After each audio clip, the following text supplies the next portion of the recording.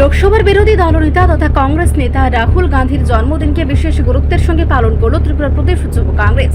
এই বিশেষ দিনটিকে স্মরণীয় করে রাখতে এবং পরিবেশ সচেতনতার বার্তা সাধারণ মানুষের মধ্যে ছড়িয়ে দিতে শুক্রবার রাজধানীর গান্ধীঘাট এলাকায় এক বিশেষ বৃক্ষরোপণ কর্মসূচির আয়োজন করা হয়।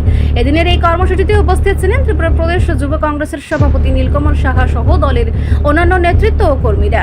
কর্মসূচির অংশ হিসেবে গান্ধীঘাট এলাকায় বিভিন্ন প্রজাতির চারা গাছ রোপণ করা হয়। নীলকমল সাহা জানান, রাহুল গান্ধীর জন্মদিন উপলক্ষে আয়োজিত এই কর্মসূচির মাধ্যমে রাজ্যে প্রায় 900টি চারা গাছ লাগানোর লক্ষ্যমাত্রা নির্ধারণ করা হয়েছে। পাশাপাশি বর্তমান রাজ্য ও কেন্দ্রীয় সরকারের কঠোর সমালোচনা করেন যুব কংগ্রেসের সভাপতি। তার অভিযোগ, বিজেপি সরকার দেশের প্রাকৃতিক সম্পদ এবং বনাঞ্চল কর্পোরেট সংস্থাগুলির হাতে তুলে দিচ্ছে। নির্বিচারে বনভূমি ধ্বংসের ফলে পরিবেশের ভারসাম্য মারাত্মকভাবে নষ্ট হচ্ছে।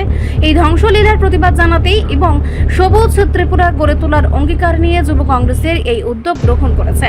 সংগঠনের পক্ষ থেকে আরো জানানো হয়েছে, চারা গাছ রোপণ করাই শুধু নয়, লাগানো প্রতিটি গাছের সঠিক পরিচর্যা ও সংরক্ষণের বিষয়টিও নিশ্চিত করা হবে। পরিবেশ রক্ষায় আগামী দিনেও এ ধরনের কর্মসূচি অব্যাহত থাকবে বলে জানিয়েছেন দলীয় নেতৃত্ব।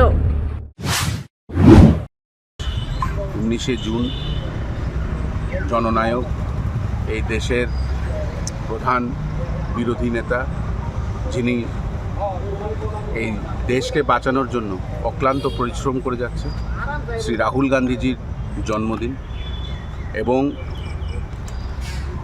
আমরা দেখেছি কিছুদিন আগে যে এই ভারতীয় জনতা পার্টির কিছু সংখ্যক নেতারা এই দেশের কিছু সংখ্যক পুঁজিপতিদেরকে কিভাবে দিনের পর দিন এই দেশের যে জঙ্গলমহল, এই দেশের যে জঙ্গল যেখান থেকে সবচেয়ে বেশি অক্সিজেনের প্রোডাকশন হয়, সেখান থেকে তাদেরকে বিনামূল্যে জায়গা দান করে দিচ্ছে।